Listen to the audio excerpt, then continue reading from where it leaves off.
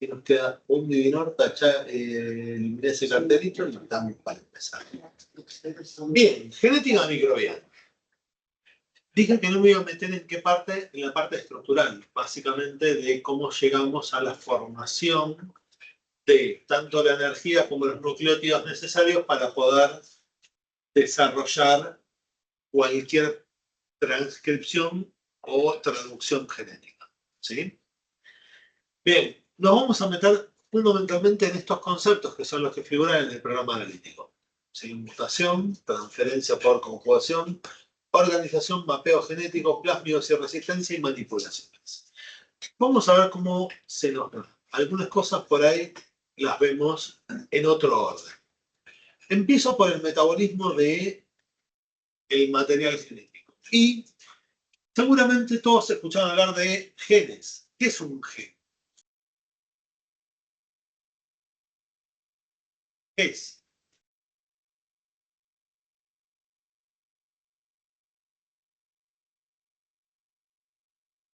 ¿Un cromosoma es un gen?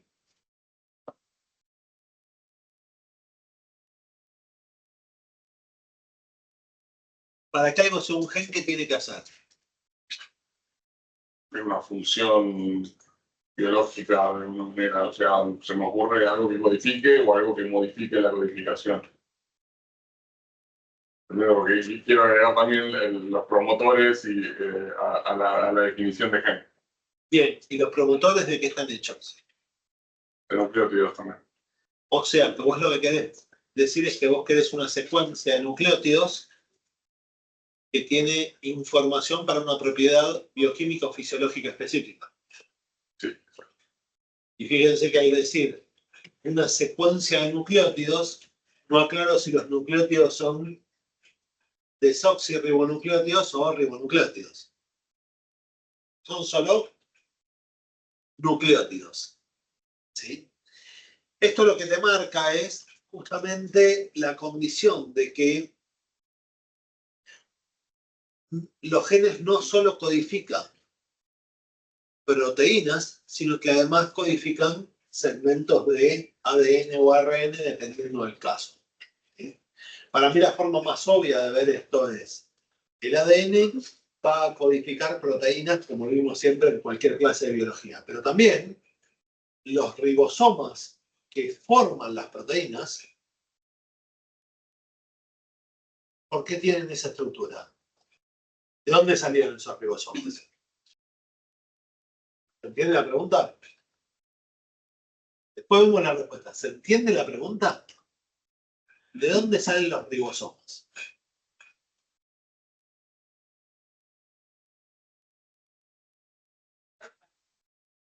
No, justamente 1, 2, 15, no importa cuántos sean, pero claramente necesito que el ADN, que es el único material genético básico y general de la célula bacteriana, tenga dentro de su información la codificación de ARN para formar, no ARN de mensajero, sino formar ARN ribosomal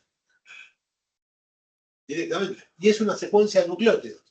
Larga, corta, más o menos, no me interesa. ¿Está claro?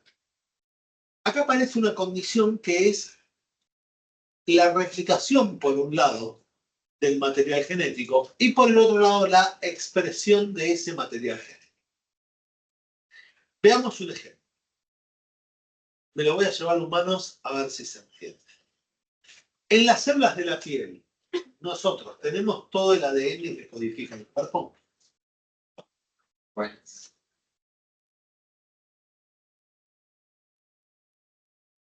Si yo tomo células de la piel, ¿podría determinar qué persona es?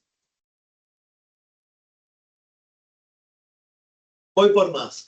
¿Podría agarrar las células de la piel, involucionar el ADN para generar una nueva persona? Sí, se puede, sí. Ya lo hemos hecho. Perdón, ¿te puedo molestar? Sí. Ahí voy. 2 segundos. Espera un cachito.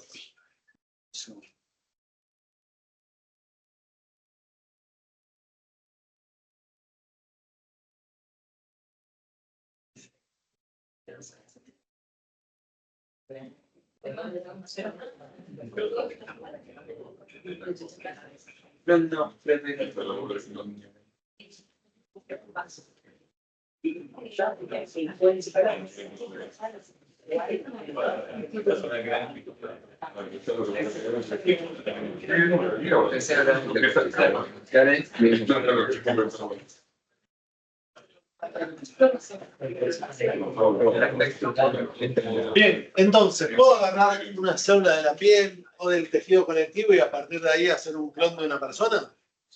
Imagínate si no lo vamos a poder hacer de una bacteria, ¿no? ¿Podríamos clonar una bacteria?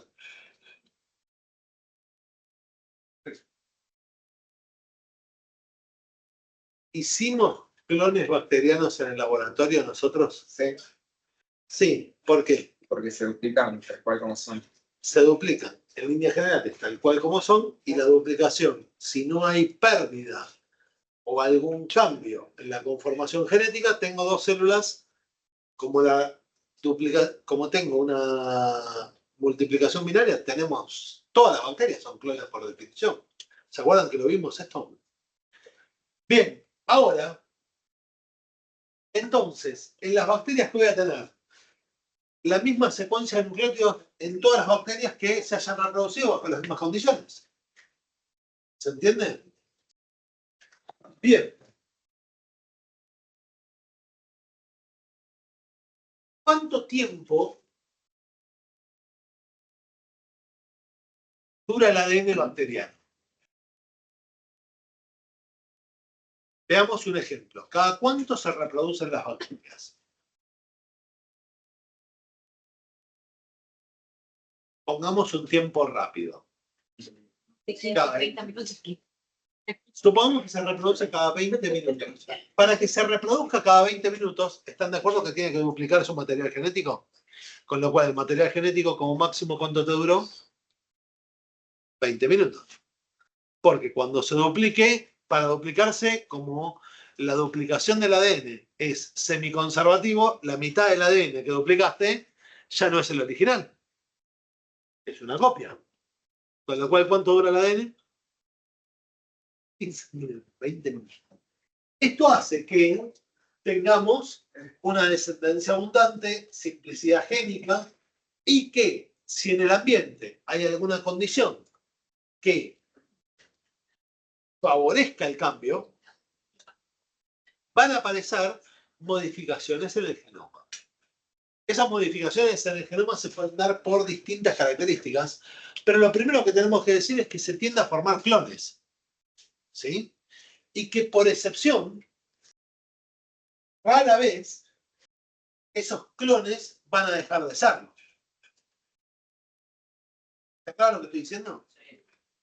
¿Qué tan raro es? Veamos. Hagamos un cálculo sencillo.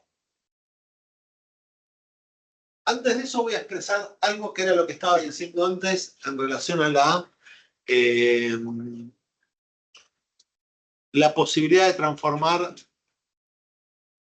lo que tiene una célula. Dijimos que yo podía agarrar el núcleo de una célula y generar un nuevo individuo que era un clon en una persona. Y que eso lo sacamos, por ejemplo, de la piel. Sí. O sea que en el ADN que tenemos en la piel tenemos todos los genes que codifican para la formación de la persona. O sea que, así como en la piel, tengo ciertas proteínas que determinan las distintas capas de tejido de la piel, también podría tener la genética para ver la dureza de las uñas. Y acá aparece la parte que más me interesa, que es la siguiente. ¿Por qué no tenemos el cuerpo cubierto de uñas? Y solo tenemos uñas en determinados lugares. La diferenciación sería, momento, es un tema de expresión. Es más, voy a plantearlo de una forma todavía más ilógica. En la producción lechera necesito producir leche y uso vacas para producir leche. Pero en general, para mejorar la producción lechera, utilizo inseminación artificial a través de toros. La parte interesante de esta es que, ¿cómo sé si un toro produce mucha leche? ¿Me entendieron la pregunta? Sí. Ok. La expresión genética acá se complica un poco. El toro nunca en su vida va a producir leche. Y yo quiero elegir al mejor toro productor de leche. O sea, por un análisis genético que hay un gen que produce más leche, o Bien. si es algo que es... Entramos en un problema que es buscar algo que no es la genética, sino la expresión de los genes. Que en algún caso puede ser un único gen quien determina la expresión, o pueden ser varios genes, e inclusive varios genes en condiciones de epistasis, con lo cual aparecen más factores que determinan la aparición o no de determinada condición. ¿Está claro? ¿Por qué envejece una persona? Si tenés siempre la misma genética. O lo pregunto de otra forma. Cuando envejeces, ¿tenés la misma genética? ¿Tenés la misma expresión génica? No. La expresión no. Sí. Todo. Y si eso- Sí, salvo por los telómeros, entiendo que se van acortando. Pará, ¿y los telómeros qué son? ¿Eh? ¿Y los telómeros qué son? Genético, materia genética. Sí, sí, sí. Entonces, tenemos... Vamos, Lo dije quiero que- ser... sí, vale. O es por sí o es por no. No vamos No, por... no, no, no, no. Lo que quiero decir que no hay término medio. O cambia el gen o no cambia. Pero bueno, me puede decir, no, pero se acortan los telómeros, pero el gen no cambia. Digo, No, la epigenética cambia y además la bueno, genética cambia. entonces aparecen cuestiones de expresión que son simplemente de cómo se muestran, que no tienen que ver con la genética que traes. Y esto también ocurre a nivel microbiano. En realidad, que vos tengas ciertos genes no significa que esos genes vayan a expresarse. Sí. Bien, con lo cual, bajo ese modelo, los genes que traiga la bacteria no necesariamente se van a expresar.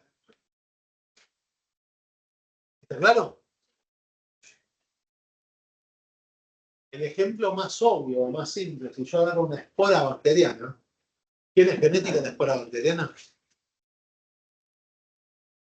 Sí. ¿Y cuándo la expresa? Por las condiciones de sociedad. Cuando germine. Hasta que no germine, no la expresa. Entonces, puede no expresar durante... Dijimos que la genética bacteriana duraba 20 minutos, pero en una espora por ahí dura 30 años. ¿Entienden que no es siempre lo mismo? Y eso que estamos hablando es la diferencia entre lo que es el genotipo y el fenotipo. El genotipo bacteriano siempre va a tener la totalidad de las características particulares de ese organismo. Si yo cambio la genética, cambio el tipo de organismo. En principio debería cambiar el tipo de organismo. ¿Por qué digo esto? Porque depende qué parte de la genética yo modifique, esa genética se puede expresar o puede no expresarse. ¿Está claro? ¿Se entendió hasta acá? ¿Cómo podemos usar esta propiedad? Podría, por ejemplo, agarrar una bacteria y agregarle un pedazo de ADN para que la bacteria determine que ese pedazo de ADN que yo le agregué pretendo que lo transforme en proteínas para después la bacteria produzca una proteína que antes no producía. Sí, esto ya se hace habitualmente. Hoy ya es una biotecnología bastante, si bien no es simple, es una biotecnología compleja, hoy podemos hacer muchas proteínas a partir de lo que se llama ADN recombinante. ¿Sí? Combino ADN bacteriano con el ADN que quería reproducir y obtengo la proteína, obtengo la expresión de lo que quería. No me alcanza con simplemente meterle el ADN. Porque si yo solo hubiera metido el ADN, no logro el efecto. ¿Está claro? Necesito meter el ADN y ¿qué más? Que se exprese. Si no se expresa, no te cambia nada. ¿Sí? Tengan en cuenta que la expresión también te puede jugar en contra. Meto el ADN en la bacteria y le cambio a la bacteria la forma de reproducir si no forma más pared. ¿Qué pasa? La bacteria no forma pared bacteriana, ¿qué le va a pasar? Se va a morir la bacteria. Y entonces, tengo una expresión. Podemos ver filosóficamente, sí. ¿Por qué? Porque la bacteria se murió y eso es una forma de expresión. Pero la filosofía no es lo mismo. ¿Sí? ¿Se entiende que el fenotipo es la manifestación del genotipo? Y que no todo el genotipo se manifiesta. ¿Está claro esto? Bien. Si miramos el cromosoma bacteriano y lo desplegáramos al lado de una bacteria, obtendríamos que el cromosoma, por ejemplo, de la Escherichia coli mide más o menos 1 milímetro de longitud. ¿El cromosoma cuánto mide? 1 milímetro. ¿Y cuánto mide la bacteria? Como mucho, 10 micras. O sea, que el cromosoma es casi 1 millón de veces más largo que la bacteria. ¿Y dónde está metido? Adentro de la bacteria. ¿Cómo? Tenemos que la palabra compactado no sería la adecuada, sino la palabra sería Plegado. enrollado. Enrollado. Pero pará, si está todo enrollado, está un problemita. Como se expresa. Entonces tengo que tener lugares de enrollamiento y lugares de desenrollamiento. Y encima esos lugares pueden cambiar según el metabolismo bacteriano. ¿Se entiende esto? ¿A dónde quiero ir? Bien. De hecho, tenemos diferentes niveles de enrollamiento que lo llamamos enrollamiento y superenrollamiento. No me voy a meter en eso porque es más de genética, pero se ve acá lo mismo que veíamos antes del desplazamiento. Bien. ¿Cómo miro los genes bacterianos?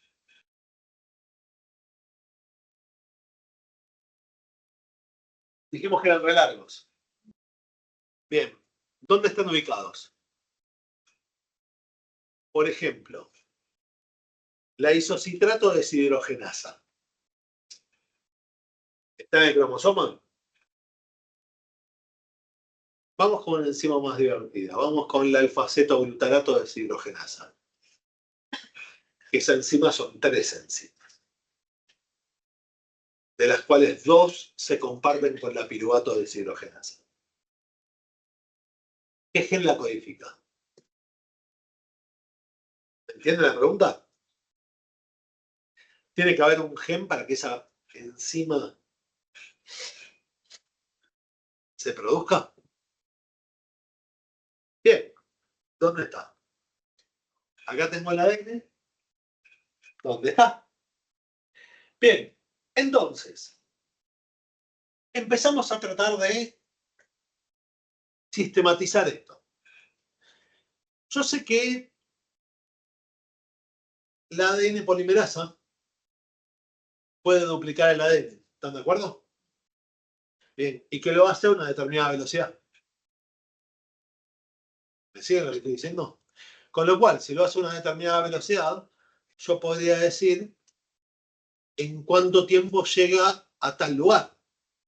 O sea, si yo agarro el ADN, que es un círculo, y digo, empiezo en el minuto 0, si tarda un minuto en hacer 5.000 bases, al minuto llego a la base 5.000, a los 2 minutos llego a la base 10.000. ¿Me siguen lo que estoy diciendo? Con lo cual podría medir en tiempo dónde están ubicados los cromosomas bacterianos. ¿Me siguen la idea? Lo planteo de esta forma. Minuto 0, fase 1. Que lo agarré en un lugar determinado. Y a medida que pasa el tiempo, ¿qué pasa? Empiezo a encontrar determinadas secciones del ADN, dentro de las cuales veo que algunas las ven marcadas acá, las vemos marcadas en color. Esas son las que sabemos que codifican determinado tipo de enzimas relacionadas con algo. Por ejemplo, la negra esta negra y esta negra, ¿qué hacen? Metabolizan los hidratos de carbono. No sé cómo. De hecho, en este gráfico, esto que estamos mirando se llaman marcos de lectura abiertos. ¿Sí? Estos marcos de lectura abiertos, ¿para qué los usamos? Número 1, para saber dónde están las fracciones de ADN que se transcriben. Las fracciones de ADN que tienen fenotipo. Si yo fuera a meter, por ejemplo, un pedazo de ADN que no es de la bacteria, ¿puedo meterlo en el medio de algún gen de estos? ¿Por qué no? Porque voy a modificar la estructura de ese gen. Y si modifico la estructura de ese gen, ¿se va a seguir expresando ese gen? Probablemente. ¿El resultado cuál es? Hay lugares que puedo tocar y hay lugares que no puedo tocar. Y de los que no tienen codificación, ¿para qué están?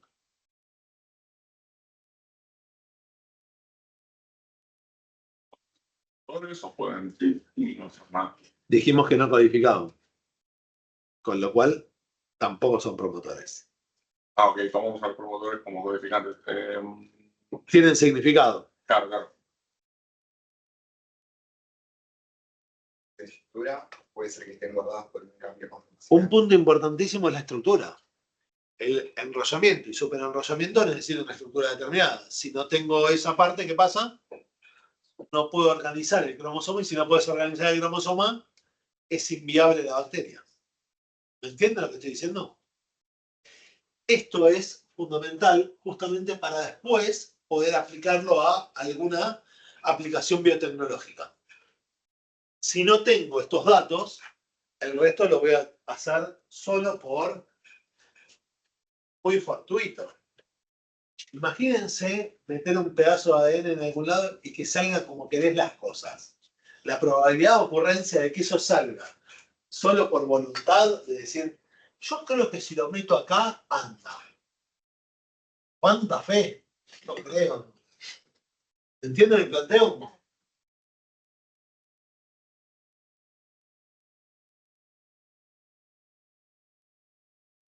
Bien. Conforme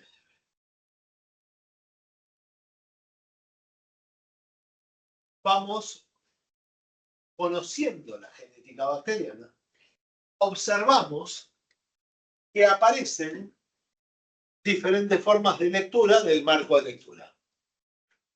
Y acá vemos un marco de lectura un poquito más pro que el anterior.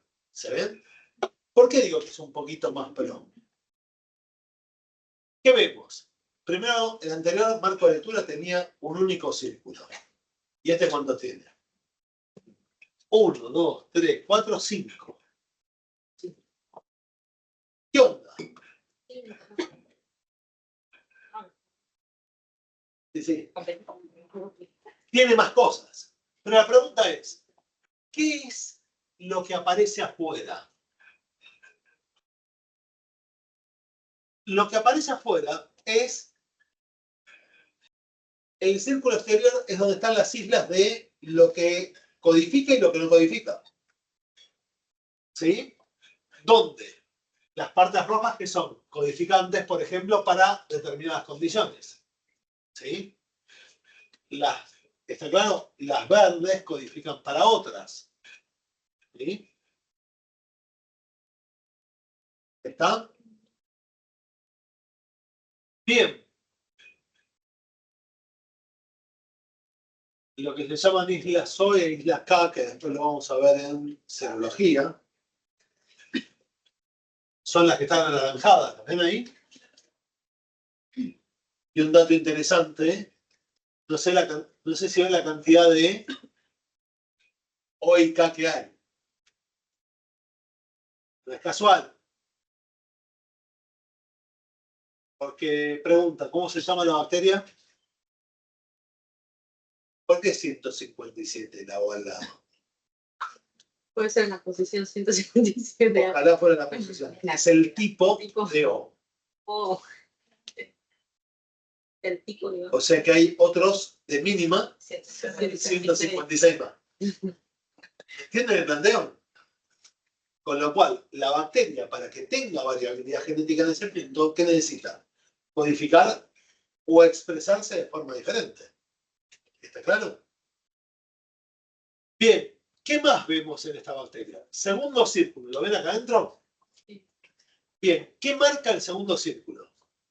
Contenido variable de guanidina citidina para 100 aminoácidos. Con picos, ¿los ven? Para cada cosa. Círculo de adentro, desviación del GC del tercer codón. ¿Por qué el tercer codón? ¿Qué es esto del tercer? ¿Qué es un codón? Un codón era la secuencia, triplete. Eso, el triplete. ¿Qué era el triplete ese de que estás hablando? ¿Es un triplete de? No. De base nitrogenada. De bases nitrogenadas, muy bien, que codifican para un aminoácido. Estaba bien la confusión, estaba cerca. Bien. ¿Por qué el tercero? Claro, este gráfico te marca los picos y caídas, solo marcan cuánto varía el tercero. El primero y el segundo no lo marca. Primero siempre el mismo. ¿O no? En realidad no pueden variar los tres, pero esto marca en general el que más falla en los codones, Ok. tiende a ser el tercero. Mira. Entonces, por eso es que buscas más. ¿Por qué? Porque si falla, ¿qué pasa? Si la ADN polimerasa se equivoca, ¿qué obtendríamos? Otra proteína, Otro codón, algo distinto. otro codón. Hay que ver si eso tiene importancia o no, pero lo que podemos mirar acá son los lugares a donde aparece la variabilidad. Y no es casual, pero tenemos mucha variabilidad de esos codones justo en las áreas anaranjadas que servían para identificar a la bacteria. Entonces, las islas son un codón. ¿Esto verde? No, lo que te marca es la desviación de cada gen para 100 aminoácidos. Dicho de otra forma, la probabilidad de mutación. No, eso me estaba hablando del segundo círculo, yo estoy en el tercero.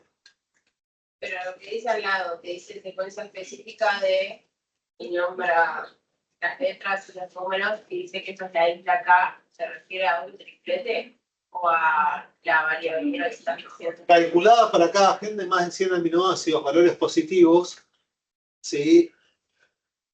El de arriba es el segundo círculo, volvemos a traer lo mismo. No, más arriba, o sea, donde dice Bien. islas O y islas K, ahí. Estoy marcando acá afuera el primero. Lo que es anaranjado. No, eso es un gen completo. Cada cubito que está ahí es un gen completo marcado. ¿Sí? El quinto te da la cantidad de pares de bases, el cuarto, y el quinto te muestra este octámero CHR, que es este octámero particular que se marca en azul brillante cuando aparece, ¿sí? Y en violeta se aparecen las dos cadenas de ADN.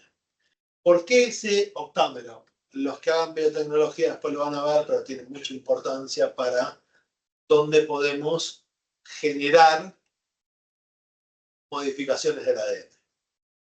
¿Sí? Va por ese lado. ¿Está claro? Bien. ¿Terminamos con cómo está armado el cromosoma bacteriano? Sí.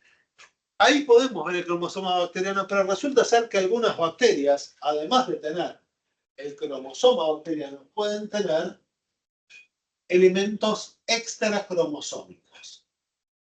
¿Está claro? ¿Qué son esos elementos extracromosómicos? En principio pueden ser plásmidos o transposones. Bien, ¿qué es un plásmido? Se caracterizan los plásmidos por ser elementos, los llamamos replicones. ¿Por qué replicones? Porque se pueden replicar.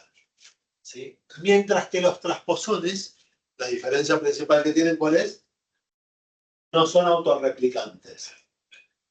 Los transposones pueden cambiar la posición que ocupan dentro del ADN. Pero lo que no pueden hacer, ¿qué es? Autorreplicarse. Mientras que los plásmidos sí lo pueden hacer. Sí. ¿Qué es la aclaración de autorreplicarse y no replicarse solo? Me gusta el hecho de plantear que van a utilizar los mismos elementos genéticos que tenés dentro de la bacteria. ¿Sí? Dependiendo de las condiciones de la bacteria, vamos a ver que algunas condiciones bacterianas, sobre todo del ambiente, pueden generar que los plásmidos empiecen a replicarse. Y entonces, en la misma bacteria que aparecen, más plásmidos. ¿Está claro? Los plásmidos, además de poder aparecer en la bacteria, tienen una importancia que ya la vimos en una de las primeras clases. ¿Qué importancia tienen los plásmidos?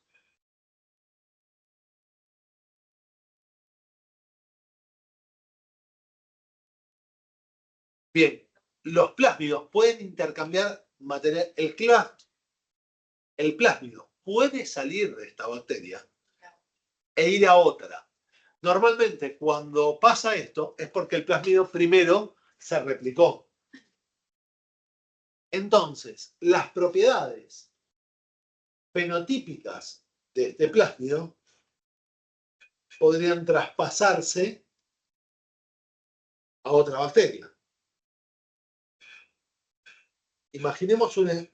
Pongamos una idea. Voy a agarrar una determinada sustancia, la voy a llamar toxina Giga. Ya que estamos viendo Escherichia coli 157H7, la voy a llamar toxina Giga. ¿Qué es la toxina Giga? Es una sustancia que la codifica un plásmido. ¿Está claro? ¿Ese plásmido podría transferirse a otra bacteria? Recién dijimos que sí. Y entonces, ¿la nueva bacteria podría producir la misma toxina? ¿Sí? ¿Y la bacteria tiene que ser del mismo género y especie? No. Podemos cambiar género, especie, inclusive orden. El caso que estoy diciendo existe. La toxina Giga aparece en Shigella perferi, ¿sí? Y aparece en la Escherichia coli 157H7. y es una transmisión por plásmidos. ¿Qué cosas se transmiten por plásmidos? Bueno, hay un montón, pero en realidad no le dedicamos tiempo a todas, sino que le dedicamos tiempo a algunas en particular. Observen esta bacteria, otra vez, 5 círculos, pero fíjense que acá utilizamos otro sistema de mostrar el marco de lectura. Dicho de otra forma, todavía no hay un estándar de mostrar el marco de lectura. ¿Sí? ¿Está claro? Sí vemos que empiezan en un lugar y que va pasando siempre en el sentido de las agujas del reloj. ¿Está claro? Bien, se ve acá el plásmido del cromosoma, perdón, se ve acá el cromosoma bacteriano. ¿Y qué son estos cositos? Los plásmidos. ¿Por qué hay algunos más grandes y otros más chiquitos? Porque el plasmido es más grande. Fíjense que este tiene 136 kilos, digamos, 136.000 pares de bases, mientras que este tiene 4,6, ¿sí? 4.600 pares de bases. O sea, claramente no estamos en el mismo nivel. ¿Y qué hacen estos plásmidos? Bueno, en esta bacteria están agrupadas en genes de resistencia a antibióticos, genes biosintéticos, genes virulentos y secuencias codificantes que todavía no sabemos para qué codifican. Sabemos que codifican, pero lo que no sabemos es qué. Bien. ¿Ven esto que dice ARG acá? ¿Lo ven? ¿Qué es ARG? Bien. ¿Y cuántos ven? Cada triangulito, ¿ven que tiene un color distinto? Busquemos los triangulitos. ¿Ven? Este no tiene ningún triangulito. Acá veo un triangulito. Pero en el cromosoma bacteriano prácticamente no hay genes de resistencia a antibióticos. Pero en los plásmidos, ¿qué pasa? Hay un montón. En esta bacteria en particular podríamos tomar resistencia a antibióticos. Pero deberíamos destacar los 3 primeros que se llaman BLA son beta-lactamasas. Las beta-lactamasas atacan un grupo de antibióticos que se llaman beta-lactámicos. Todos los derivados de la penicilina, por ejemplo. Bueno, son los primeros 3. Ya está, listo. Es resistente a la penicilina. Sí, y también es resistente a la gentamicina, higromicina, streptomicina, a todos los macrólidos, sulfamidas, tetraciclina, trimetoprim y quinolonas. Si te agarras este bicho, vas a tener un problemita. Estas son bacterias que se están caracterizando justamente por ser multiresistentes. ¿Pero dónde surge la multiresistencia de la bacteria? ¿El problema es cromosómico o de los plásmidos? ¿Y los plásmidos cómo se transmiten? En forma horizontal. Lo único que necesito que es 2 bacterias, una que tenga el plásmido y otra que no lo tenga. Que se lo pase. ¿Y tienen que ser de la misma género y especie? No, con lo cual empezamos a tener problemáticas relacionadas a esto, que fundamentalmente, ¿por qué aparecen estos plásmidos en las bacterias? En realidad es al revés. Primero medicamos contra lo medicamos y eso generamos una presión ambiental. Cuando yo mato bacterias con un antibiótico, no mato a todas. ¿Cuáles quedan? Bien. Y esas son las que van a quedar en la flora de ese lugar. Pasa un tiempo, aparecen nuevas bacterias, los plásmidos se conjugan y tenemos varias especies bacterianas resistentes por la condición de plásmidos. La segunda infección por ahí no la causa la misma bacteria, la causa otra bacteria, pero resistente a los mismos antibióticos. ¿Se entiende la problemática del mal uso de los antibióticos? Tengan en cuenta que si trabajan en la industria y no trabajan en clínica, también podemos tomar como antibióticos a cualquier sustancia desinfectante. ¿Está claro? La gran ventaja que tenemos con las sustancias desinfectantes es que como se aplican sobre cosas no vivas, podemos ser más agresivos y no pasa demasiado. ¿Sí? Pero si usamos mal los desinfectantes, ¿cómo vamos a tener? Resistencia a los desinfectantes. Y esto ocurre. ¿Se entendió esto? Bueno, además de tener esto, tengo genes biosintéticos que producen determinadas moléculas, como colicinas o microcininas, o secuencias asociadas a virulencias, como por ejemplo, ¿ven el puntito rosado este? Acá, que está acá. ¿Qué es eso? Un productor de fimbrias. ¿Y qué son las fimbrias? Primera clase. ¿Te dan adherencia a qué? A superficies, pero fundamentalmente células. Entonces permiten empezar a atacar células y tejidos. ¿Se entiende la importancia de esto? Estos estudios, yo toco muy de oído en esto, pero esta es una rama fundamental de la bioinformática. ¿Está claro? Es una de las cosas que hoy los bioinformáticos empiezan a estudiar para ver cómo aplicarlo. Lo primero es entenderlo. ¿Sí? De estas formas hay un montón de información que luego los que estudian bioinformática la van a ver en las materias adecuadas con gente que sepa, no conmigo. ¿Está? ¿Pero se entendió la importancia de esos marcos de lectura abiertos? Bien. Las rutas de la información, como dice ahí, eso lo vienen en 20 millones de materias. Voy a plantearlo en términos termodinámicos. Hay un libro que a mí me gustó mucho. Cuando lo leí fue Flash. Que es el libro que se llama ¿Qué es la vida? Escrito por Edwin Schrödinger. Muchas gracias. Schrödinger. El mismo El gato en la caja.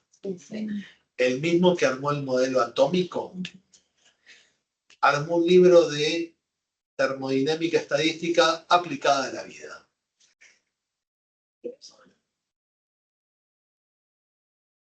Básicamente, tratar de explicar esto.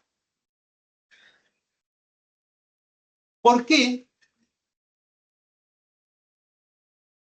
en este gráfico yo tengo la generación de un biopolímero, una proteína, un ARN, un ADN?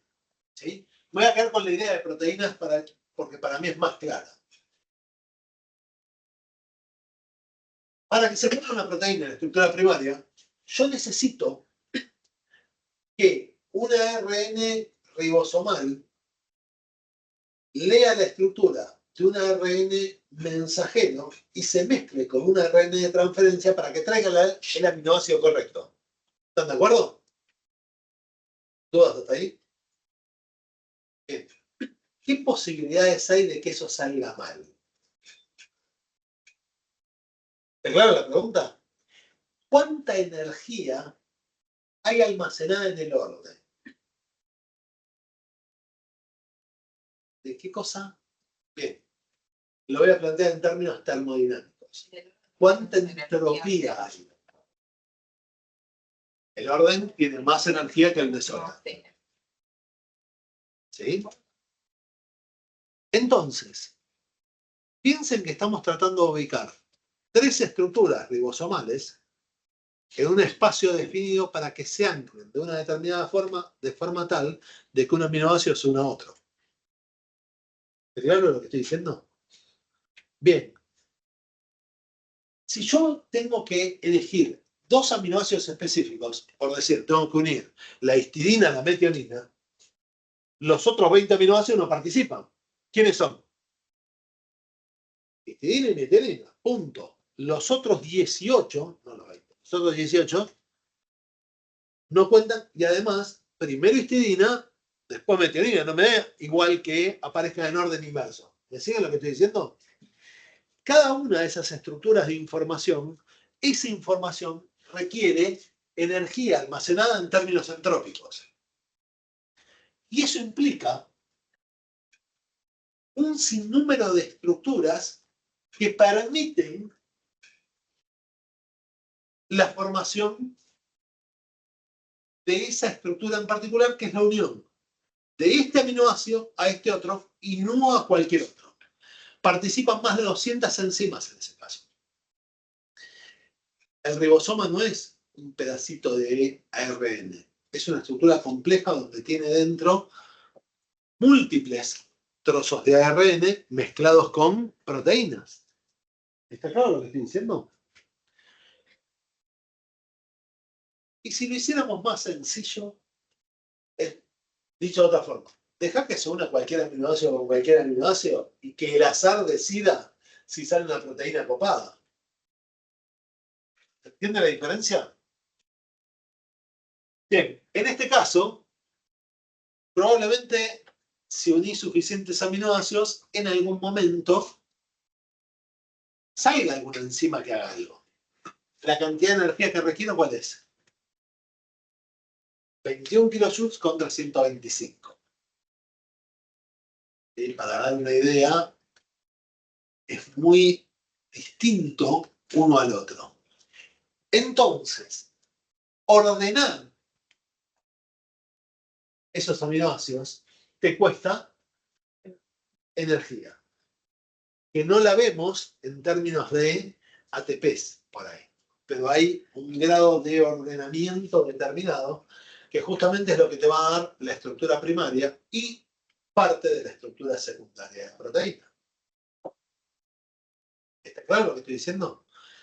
Lo mismo ocurre si yo acá pusiera RN o ADN. No me sirve meter cualquier base en cualquier lado. ¿Está claro lo que estoy diciendo? Pero imaginemos, en un mundo primitivo, la replicación de bases dio origen a estructuras de ADN y ARN que daban cualquier estructura, que daban cualquier fenotipo. ¿Está claro? ¿Qué tan cualquier fenotipo? ¿Qué tan raros eran las sustancias o los primeros microorganismos, bacterias, multicelulares, con tejidos? ¿Qué tan raros eran esos animales? Por ejemplo, ¿por qué tenemos los ojos en la cabeza? ¿Por qué no en los dedos? ¿Se entiende la pregunta? Imagínense mirar desde acá. ¿Sí? Sí, ojo que cada vez que tocas una mesa te golpea el ojo, ¿no? Pero hay que ver dónde te acuerdas, medio complicado. ¿Entienden la idea? No por nada la evolución los puso donde están. ¿Sí? Porque hay animales que tienen los ojos de esa forma. Insectos, por ejemplo. ¿Y que tienen los ojos externos? Hay. ¿Me entienden lo que estoy diciendo? Y si buscan animales prehistóricos, sobre todo en la parte que se llama la explosión del Cámbrico de la vida, donde justamente venían por este lado, aparecía cualquier cosa. ¿Sí? De todas esas cualquier cosa, ¿quiénes quedaron? Entonces, la estructura genética no puede ser cualquiera porque si metemos a cualquiera en cualquier lado que pasa, te extinguís. ¿Está claro? Bien. El modelo básico de lo que estamos mirando es que un gen da una enzima. Esto fue lo que se postuló inicialmente por George Friedel y Tatum, premio Nobel 1940, que plantean y demuestran que cada gen que da una enzima. El paso posterior fue decir un gen, una proteína. ¿Y el paso posterior cuál fue? Un gen, un nucleótido. Una red, una serie de nucleótidos. ¿Sí? Bien. ¿Está claro? Esas secuencias reguladoras que empiezan a estudiarse influyen para dar señales de inicio y de fin y influyen en la transcripción. Algunas son más estimulantes de la transcripción que otras. ¿Sí? Si yo agarro, por ejemplo, Databox, que es una estructura que es TA. En el comienzo. ¿Por qué? Porque codifica por el comienzo. ¿Por qué? Es termodinámica pura. Te da menos energía para poder abrir las células. La unión TA tiene 2 uniones puentes de hidrógeno, la unión GC tiene 3 puentes de hidrógeno. Es más fácil. Requiere menos energía para abrir las hebras de ADN. No es casual que empiece por ahí. Es todo termodinámica. Es maravilloso. Yo no sé cómo se les ocurrió. Yo le decía, qué groso, ¿quién lo pone? Era más fácil cuando creía en Dios. Bien, entonces, ¿qué es un gen? Una secuencia de ADN que codifica ¿qué? ¿Un producto final? ¿Una proteína o un ARN con función estructural o catalítica? Las histonas que enrollan el ADN, ¿qué son? Proteínas. Y están codificadas por un gen o por varios. ¿Está claro lo que estoy diciendo?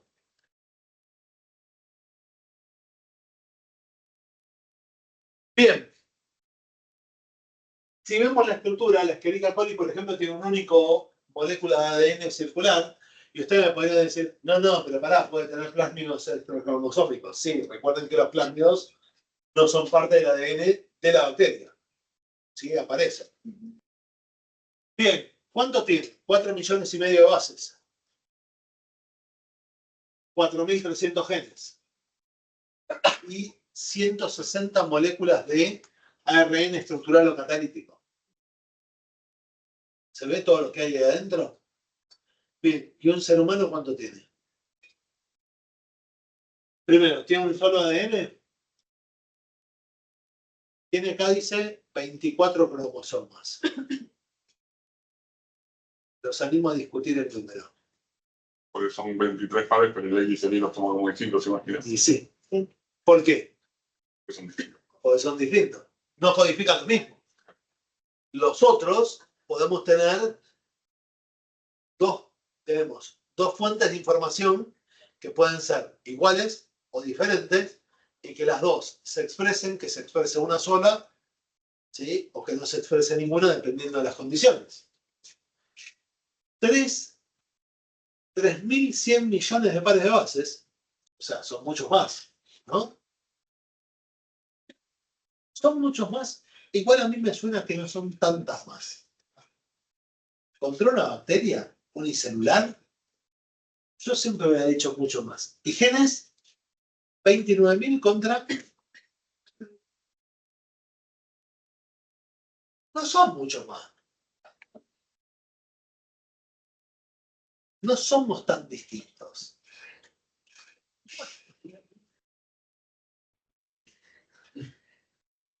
Todos somos iguales ante los ojos de Dios. Bien, ¿se ve acá el crecimiento? Miren la diferencia entre la Drosophila melanogaster, el insecto que usamos como base de casi todas las experiencias a nivel biológico, ¿sí? La mosca de la fruta, y el Homo sapiens. La diferencia aparece en este gráfico relativamente chica. Ojo que el gráfico tiene un truco que es es semilogarítmico, ¿lo ven? Es un dato menor. Un salto a un punto en un gráfico semilogarítmico multiplica por 10. ¿Sí? Bien. Entonces, viendo la estructura de un gen,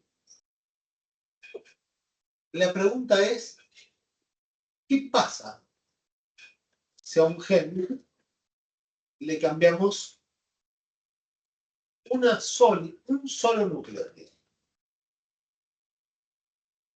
¿Entiende la pregunta? Bien.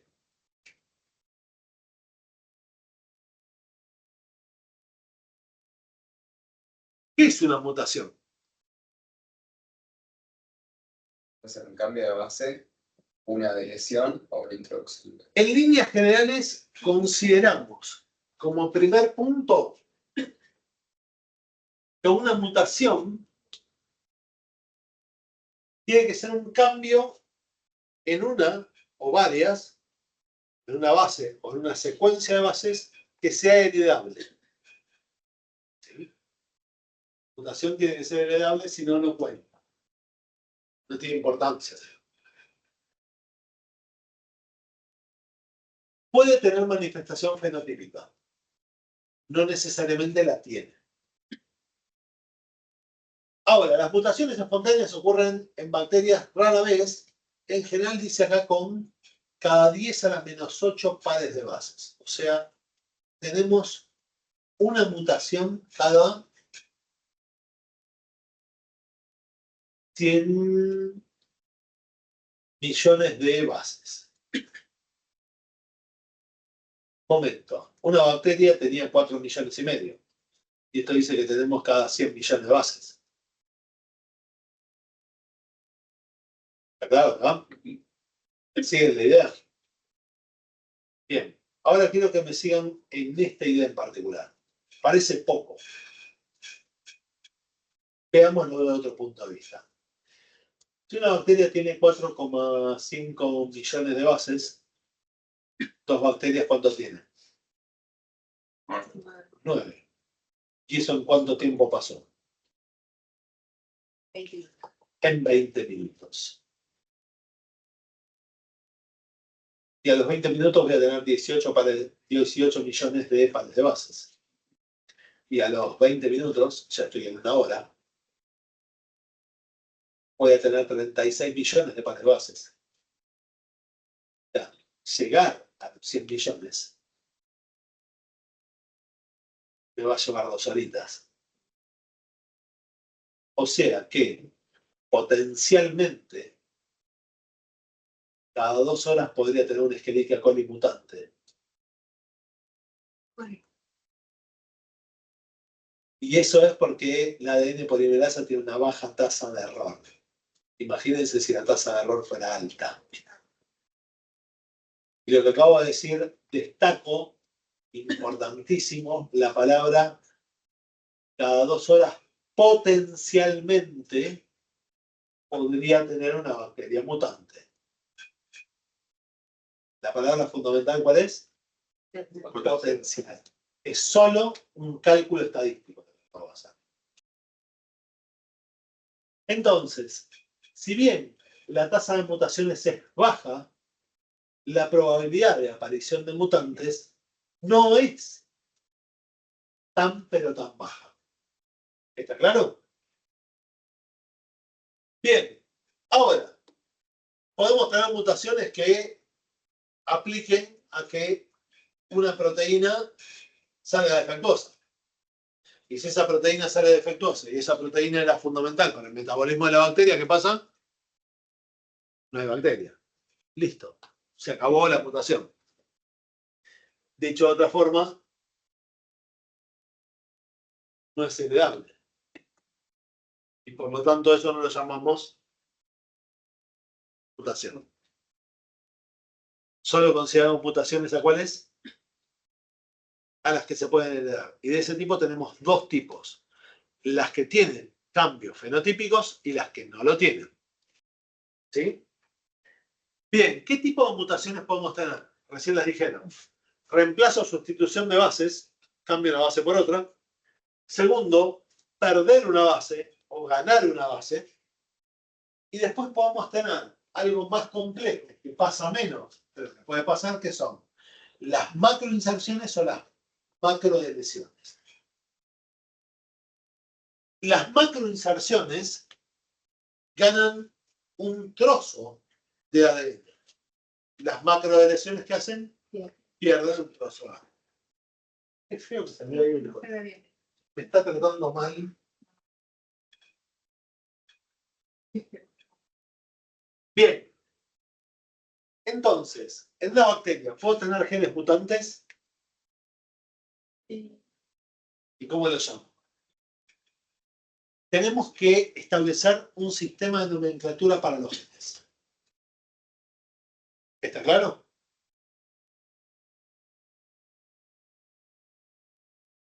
¿Cómo que?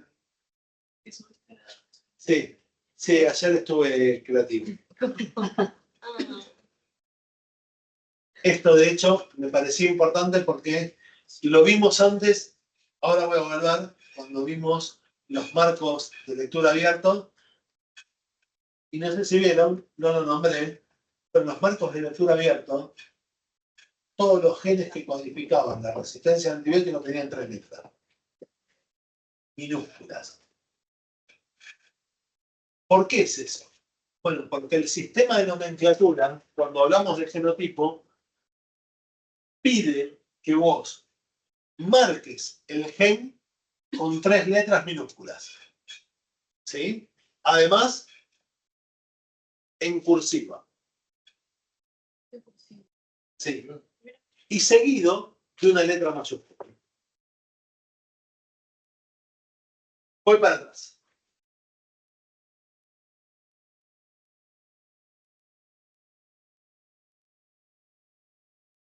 ¿Ven acá el gen? 3 letras minúsculas seguido de letras mayúsculas. Mínimo una. Fíjense que algunos tienen una sola y algunos no tienen. ¿Sí? S, A1, A, ¿sí? ¿Se ve? Bien, ¿dudas con esto? Entonces, ¿cómo nombro un gen? Son 3 letras minúsculas. Y una mayúscula de mínima. Y ¿Y el mutante qué onda? Bueno, me dio. Le empiezo a poner letras al mismo gen. ¿Sí? ¿Está claro? ¿Y esos que tienen números? Se pueden poner letras o números en algunos casos. Por eso, lo típico es, lo que te piden idealmente son letras. Porque y sobre todo que las letras signifiquen cosas. ¿Sí? Por ejemplo, una mutación típica es la de la histidina. ¿Sí? ¿Está? Entonces tengo la histidina. ¿Sí? ¿Ven acá este gen? Codifica la proteína histidina. ¿Cuál es la diferencia? ¿Esto qué es? Es una proteína, fenotipo. ¿Y esto qué era? Un gen. ¿Y cuál es la diferencia? La mayúscula y la minúscula. La mayúscula y la minúscula.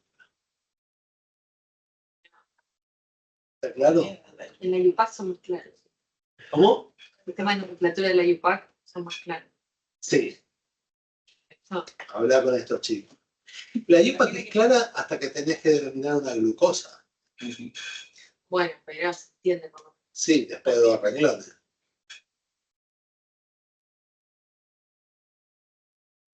Estoy con Diana, así que yo full IUPAC. Bien, las mutaciones del gen que le pongo, números. Tengan en cuenta quiero destacar, ¿vieron el gráfico que les mostré del Genovi? El que decía que bien, ¿de qué fecha es? Era de 2023. Con lo cual, claro, en muchas de estas cosas es todo tan reciente que hay muchas de las cosas que, minuto a minuto. claro, no las tenemos tan claras de decir, inclusive las tablas de conocimiento que tenés esto, más de una vez pasa que se suben de distintos investigadores, suben la misma información pero con nombres distintos. Les pueden pasar ese tipo de cosas. Hay controles, pero todavía estamos demasiado en el momento creando información. Entonces puede aparecer errores de este tipo. ¿Sí? ¿Se entendió hasta acá cómo se nombran? Bien, vamos al fenotipo. La bacteria ¿es capaz de producir la histidina o es incapaz de producirla? ¿Está claro?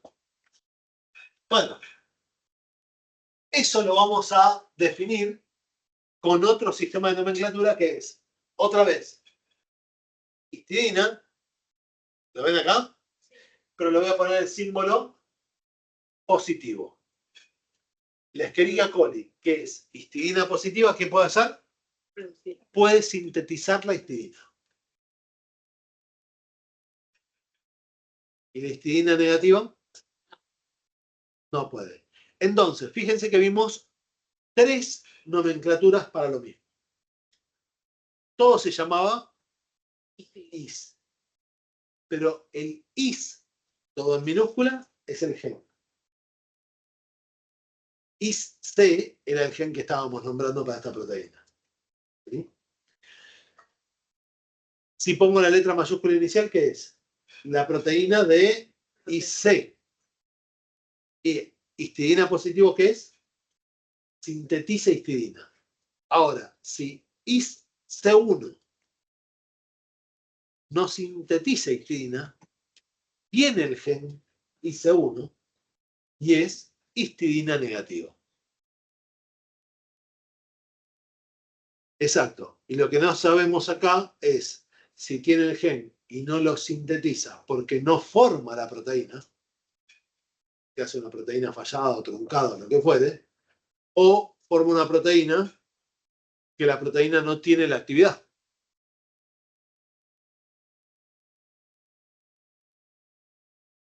Y eso, pero la parte práctica es, o por lo menos lo más útil de esto es, el gen y el fenotipo. Si forma o no forma la proteína, el resultado no cambia porque el fenotipo es lo que te importa. ¿Está claro?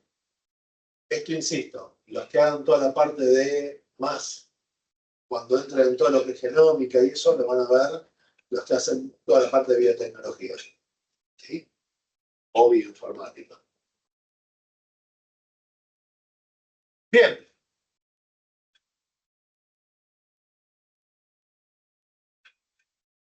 Cualquier característica de un organismo podría ser modificada por mutación.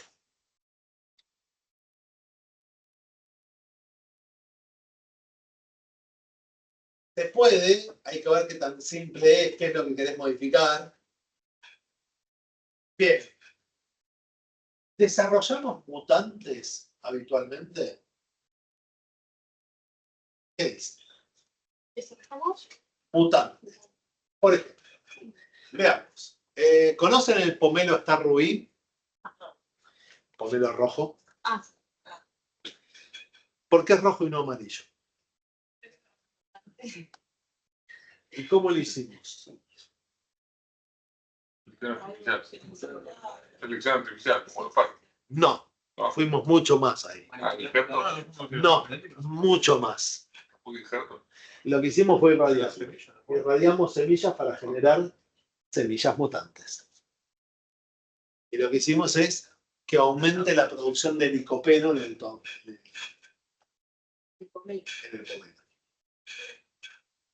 De hecho, no es el único mutante. En pomelos incítricos hay un montón de mutantes generados solo por radiación. ¿qué otro alimento? Así de memoria que me acuerden, no. Pero hay varios. En vegetales se usa mucho de técnica. De irradiarlo con radiaciones ionizantes para cambiar la estructura. Lo que pasa es que es 1 de 1.000.000. O sea, el problema de eso es que no es predictivo, es tira radiación y lo que sale. Y deben haber probado 10 millones de cosas, de las cuales una tuvo una idea. Claro. No es una forma, digamos, no es una forma práctica para obtener un resultado. ¿Se entiende? Que sea genéticamente modificado, hay que ver cómo usamos la palabra. En general, lo que decimos como OGM es a través de una técnica en la cual incorporamos genética, sería genética ajena al individuo o genética propia del individuo, pero en un sentido no propio. Por ejemplo, tomo un gen y lo doy vuelta para que no codifiquen. O codifiquen mal. Que es el caso, por ejemplo, del tomate larga vida.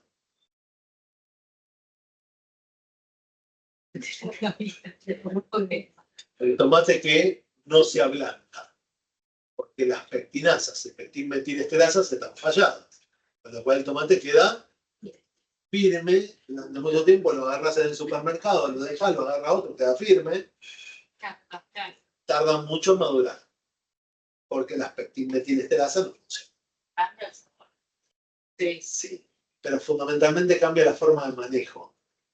Y la gente no cambió la forma de comprar tomates ni de manejarlos, lo cual es un problema. Pero no es un problema de microbiología. ¿Sí? Yo me quedo con los bichitos. Y esto mismo, podemos generar mutantes exponiéndolos a sustancias mutagénicas. Ahora, ¿puedo seleccionar un mutante? ¿Puedo tener mutantes en una población bacteriana si crece lo suficiente? Bien, ¿y cómo sé quiénes son las bacterias mutantes y quiénes no? Bien, tengo que encontrar las características fenotípicas que me permitan determinar eso. ¿Cómo? Bien, miramos acá. Fíjate este antibiograma. ¿Lo ven? En ampicilina crece. Pero en cefotaxima no crece.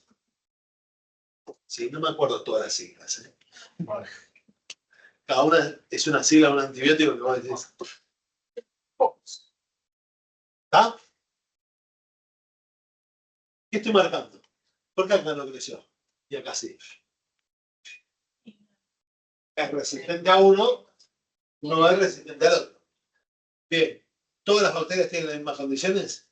No. Entonces, si yo hago este mismo antibiograma con varias bacterias de la misma género y especie, voy a encontrar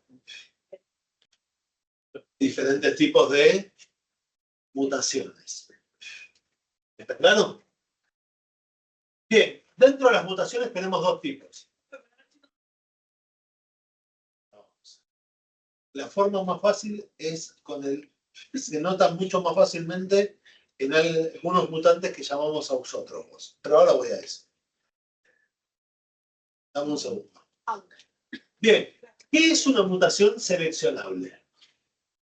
Una mutación seleccionable se llaman mutaciones seleccionables aquellas mutaciones que modifican el ADN dándole ventajas competitivas a la célula. Por ejemplo, la resistencia a antibióticos. Esa es una mutación típicamente seleccionable. ¿Sí? Hay otras mutaciones, ¿sí? Me siento hablando como en este.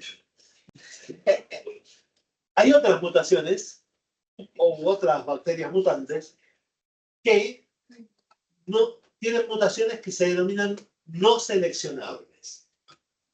¿Qué significan las mutaciones no seleccionables?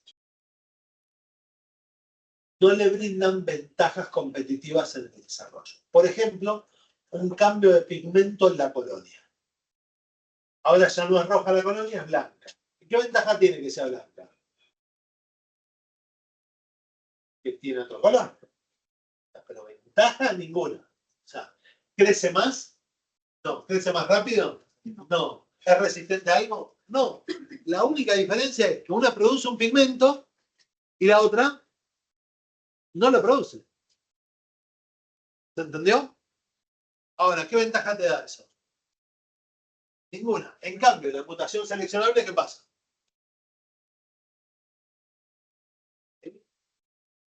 Este claro, ¿no? Bien. Recién dije que iba a hablar de los auxótrofos. ¿Qué son los auxótrofos? Los auxótrofos son mutantes que no pueden sintetizar un determinado factor de crecimiento. Por ejemplo, pueden ser histidina negativos. En el caso que tenemos acá, son leucina negativos. No pueden producir el aminoácido leucina. Entonces, esta bacteria auxótrofa, ¿qué característica tiene? Fíjense que yo acá en esta columna, ¿ven acá el gráfico? ¿Ven las colonias? Bien. ¿Ven las colonias de acá? ¿Cuál es la diferencia entre este cultivo y este cultivo? Los dos sembramos las mismas bacterias en el mismo lugar. Así, ¿cómo hiciste? Después les muestro. En los dos que sembré, lo mismo, no solo lo mismo, sembré lo mismo y en el mismo lugar. Bien. Sin embargo, ustedes ven acá colonias marcadas con cruz, que acá no están. Es encontrar la diferencia, exactamente. Este tiene un medio completo, un medio con leucina. ¿Y esto qué tengo? Un medio sin leucina. Ahora, esta colonia que está acá es esta colonia que está acá. Esta colonia que está acá es esta colonia que está acá. ¿Está claro? Sí. Voy a decir, ¿cómo la pusiste cada uno en su lugar? Denme tiempo y después lo veo. ¿Se entendió hasta acá? ¿Se entendió que es un auxótrofo? ¿Cómo me doy cuenta que es un auxótrofo? En este caso, pues, son las colonias que no pudieron desarrollar esa velocidad. Un ausótrofo siempre tiene una deficiencia de crecimiento. O sea, tiene una mutación seleccionable, pero desde este punto de vista podemos decir que es seleccionable negativa. ¿Por qué?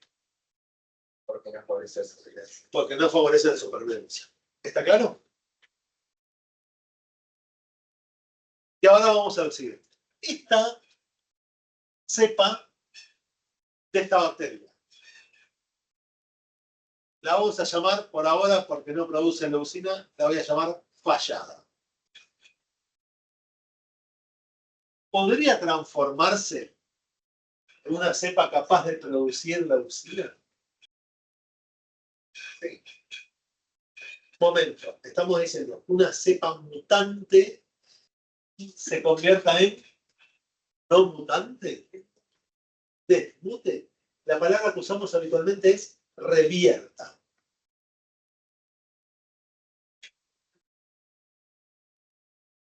No la modifico. Quiero que pase. Quiero obtener una bacteria que llame revertiente. Ruedas por plasmido. Puede darse por plasmidos. Puede darse que el plasmido tenga o no una mutación. Puede darse que el cromosoma tenga o no una mutación. No me interesa el concepto fenotípico. Sí, puede darse. Yo no estoy diciendo que gane o pierda un plasmido, ¿eh? Estoy diciendo esto es mutación. Sí, pero si yo le doy un plasmido que sí genere... Sí, bueno, pero yo no quiero. Yo lo que quiero que es que ella en sí que misma... revierta Sí, capaz mutación. su mutación. Si una vez puede mutar de vuelta más. Sí, pero en el sentido inverso exactamente igual. Complicado, pero podría pasar. Podría pasar, eso es lo que queremos averiguar. ¿Se entiende acá? Bien. Dijimos que las mutaciones podían ser micro, macro. ¿Se acuerdan de esto? Bien. Mostrándolo en términos genómicos. ¿Ven ahí arriba el ADN bacteriano? ¿Qué pasa cuando hay una mutación? Empecemos por qué pasa cuando no hay una mutación. Se replica normalmente. O sea, ese TAC se va a transformar en el ATG de abajo. ¿Lo ven? El ATG se transcribe como UAC. El UAC es el codón tirosina. Me va a dar el aminoácido tirosina en esa proteína que es la normal. ¿Claro? ¿Entendió el camino normal? Bien. Ahora cambio. una mutación. ¿En qué codón la hice? ¿En qué posición del codón? Tercero. En el tercero. ¿Qué? Lo que me tenía que dar TAC que me da TAT. ¿Y el TAT que me da? ATA, UAU, ¿qué es? UAU es tirosina. Momento. Hay una mutación. ¿La ven la mutación? Sí. ¿Y qué me da como resultado? Ah, proteína. Tirosina. Me da una proteína normal, pero tengo un mutante. Que es silencioso. ¿Por qué? ¿Cómo lo detectás ese mutante? No tengo, salvo que saque el ARN mensajero y lo compare con el ARN mensajero del otro, no hay forma. ¿Entienden? Jamás te vas a dar cuenta de que era un mutante. ¿Se entendió? Siguiente mutación. ¿Qué pasó? Ah, Me da tenés un UAG, ¿qué me da? con esto. Un codón de stop. O sea, la proteína que pasó Queda truncado. queda truncada en este caso, porque tenemos alternativas. Siempre la vida se abre camino. Y por último, ¿qué modifiqué? Primer codón. El primer codón, ¿qué me da? Otro aminoácido. Y acá la proteína, ¿cómo es? Fallada. Y esa falla hay que ver dónde ocurre la proteína, en qué lugar de la estructura primaria, si va a ser un lugar estructural, si va a ser un lugar anexo, si va a ser un lugar que le va a dar más solubilidad, menos solubilidad, cambios en pH. Hay millones de cosas que pueden pasar con la proteína. Esto de que la proteína falle por un solo aminoácido es importante. Tenemos ejemplos claramente visibles. A mí no se me ocurre ninguno a nivel de microorganismos, pero seguro todos vieron en algún momento no sé, la insulina como proteína. ¿Ven la insulina qué es? No, como proteína. Sí, es una proteína que tiene muchos aminoácidos. No me acuerdo la cantidad, pongamos 150. No me acuerdo, ¿no? Inventando el número. Bien. ¿El ser humano tiene insulina? Sí. La vaca tiene insulina, el perro tiene insulina, el cerdo tiene insulina. Cuando descubrimos que la insulina era la causante de diabetes, a algunos se le ocurrió, che, mirá, la vaca también tiene insulina. Y cada vez que matamos una vaca tiene páncreas, le podríamos llamar insulina del páncreas y podemos curar la diabetes humana. Se usó un montón de tiempo, pero tenía un montón de problemas. ¿Por qué? La insulina vacuna, la insulina de la vaca, tenía 2 aminoácidos distintos a la insulina humana. El resultado es que generaba alergias, problemas, falta de actividad, etc. Bien, como no andaba la de la vaca, empezamos a cambiar y fuimos a la del cerdo. Y la del cerdo funcionó bastante mejor. También con problemas, pero mucho menos problemas. ¿Por qué? Porque la del cerdo, en vez de tener 2 aminoácidos distintos, tenía 1 distinto. Entonces, no era perfecto, pero funcionaba. ¿Cuándo dejamos de tener esos problemas con la insulina? O sea que matamos humanos y le sacamos el páncreas para hacer insulina. ¿De dónde sacamos la insulina humana hoy? Ahora un bioreactor. Intensa. Bioreactor. Bioreactores hechos con qué? Con levaduras, con bacterias, pero explícame por qué una bacteria, o por qué una levadura Sí. produce insulina humana. Aplicación. Exacto, el gen de la ¿Sí? Le insertamos el gen para que codifique y produzca insulina humana. Inclusive hay un proyecto también bastante, todavía no está desarrollado del todo, pero se hizo mucha investigación para generar vacas mutantes que produzcan insulina humana, pero en glándula mamaria. Es similar, no, igual no funciona, pero todavía. ¿Cuál sería el ejemplo de esto? Ordeño la vaca saco leche todos los días, fracciono y separo las proteínas y me llevo la insulina. No está el proyecto, hay mucha investigación al respecto, todavía no se ha desarrollado ningún evento de esta característica, por lo menos que yo sepa. Pero lo que vemos en esta manipulación es justamente esto, pero en vez de hecho por casualidad, pensado y diseñado para que ocurra algo. ¿Se entiende la diferencia? ¿Está claro, verdad? Bien. ¿Todo produce cambios fenotípicos? No. ¿Sí? Bien. ¿Qué es una supresión? Una mutación que ¿qué pasó? Perdió una ADN. ¿Y la inserción qué hizo? Ganó una base. ¿Qué significa eso? ¿Lo ven ahí? El normal. ¿Y qué pasa cuando cambia? Observen todos los codones. No es que cambia uno. Te cambia todo para atrás. Con lo cual, la probabilidad de que esto vuelva a dar algo parecido a lo que era original es prácticamente nula. Y la lesión ocurre exactamente lo mismo. ¿Sí? Bien. Último tema y hacemos un cambio. Observen el tema. ¿Ven acá arriba el ADN? Bien. Tiene una mutación sin sentido. ¿Lo ven? La mutación sin sentido se transcribe el ADN mutado y tengo mi ARN mutado acá y acá. ¿Lo ven?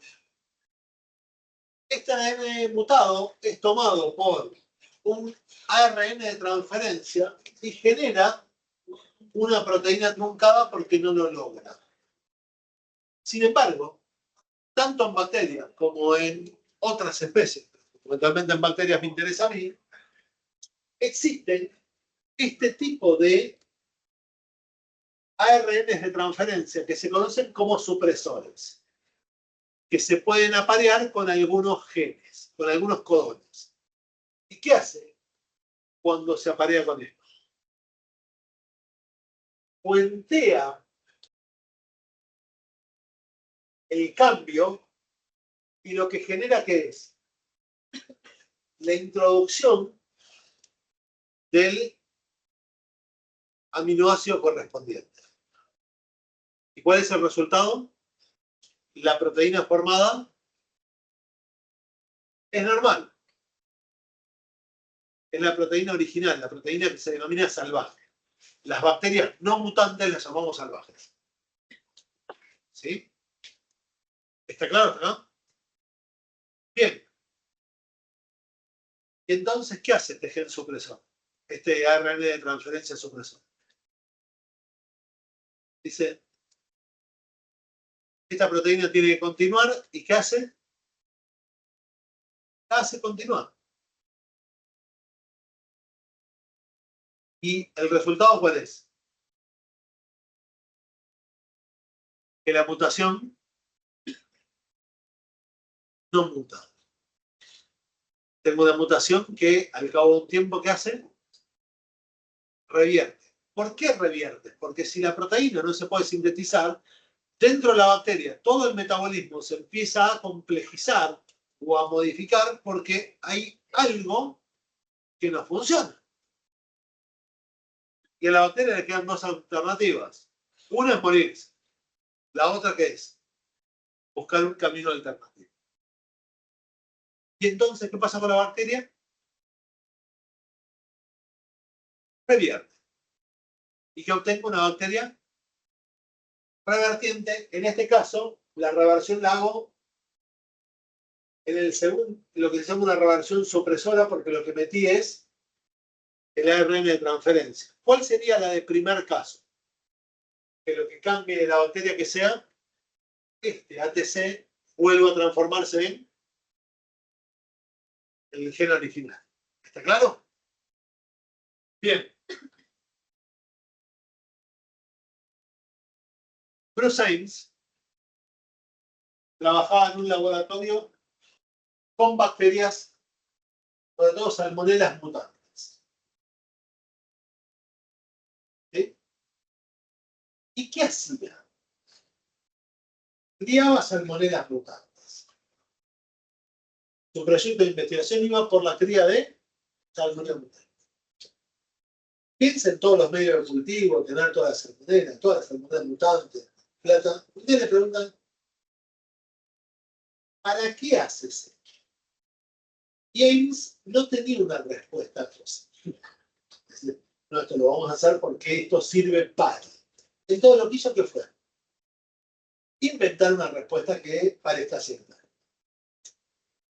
Como James tenía bacterias mutantes, esas bacterias mutantes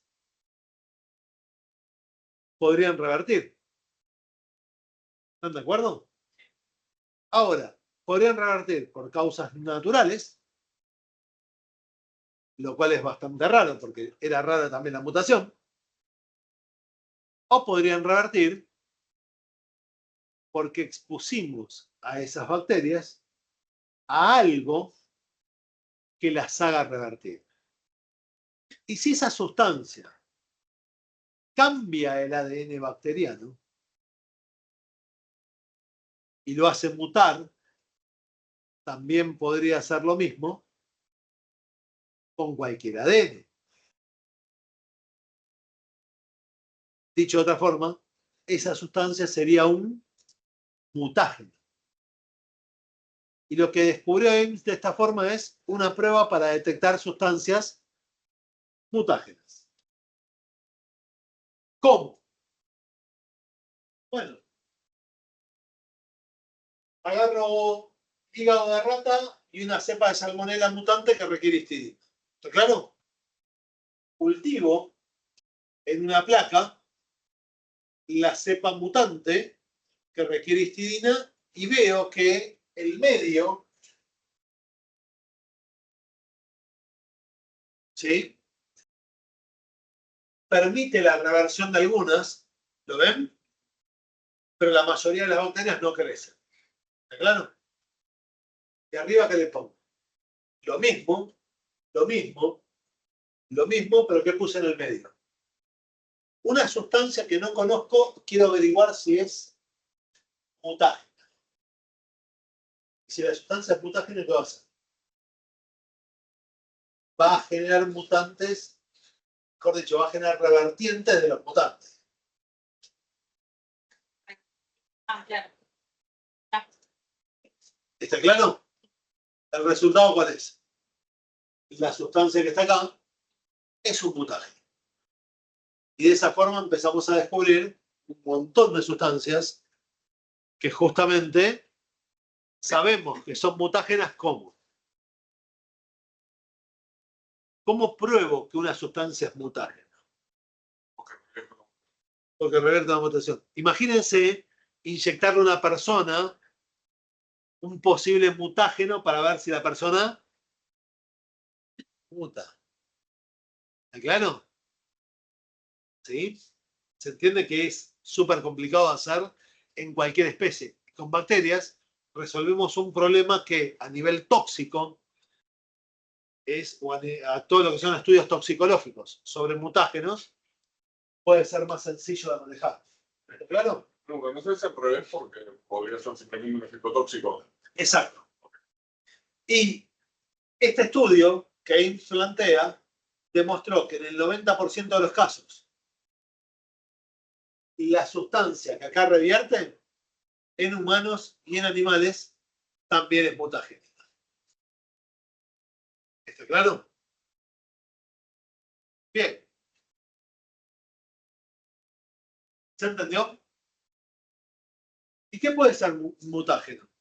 ¿Una sustancia química o una radiación? ¿Qué tipo de radiación? Una radiación que permita la modificación del ADN o del ARN en su caso. Bien, ¿qué pueden hacer estas mutágenos? Pueden generar resistencia a antibióticos o alteraciones en la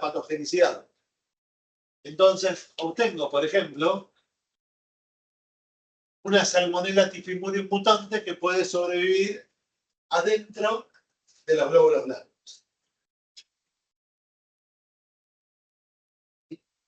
O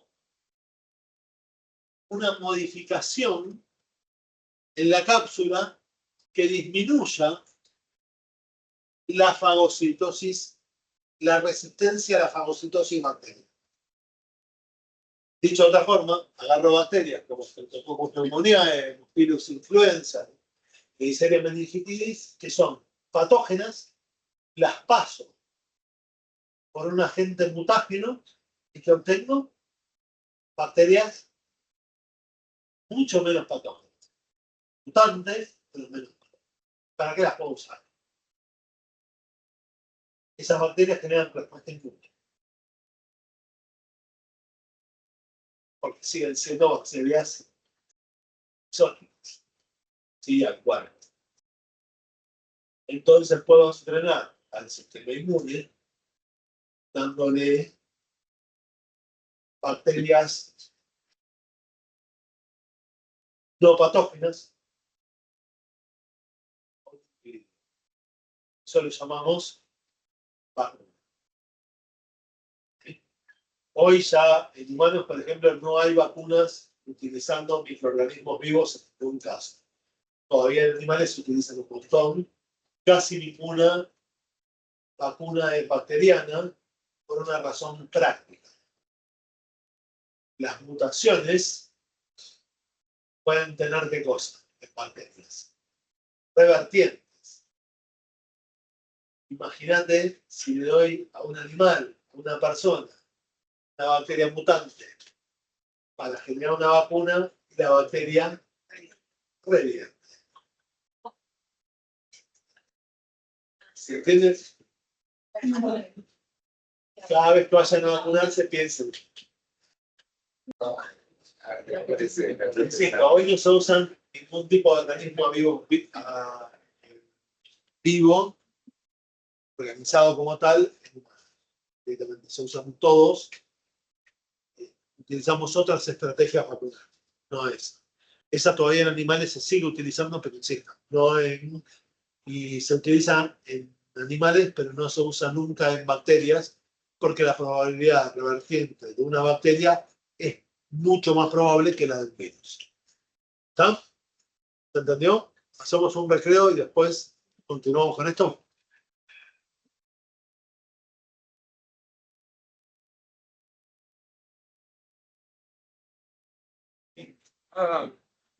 Sí, lo vemos. Claro, está. No, ahora nos vemos el jueves. Sí.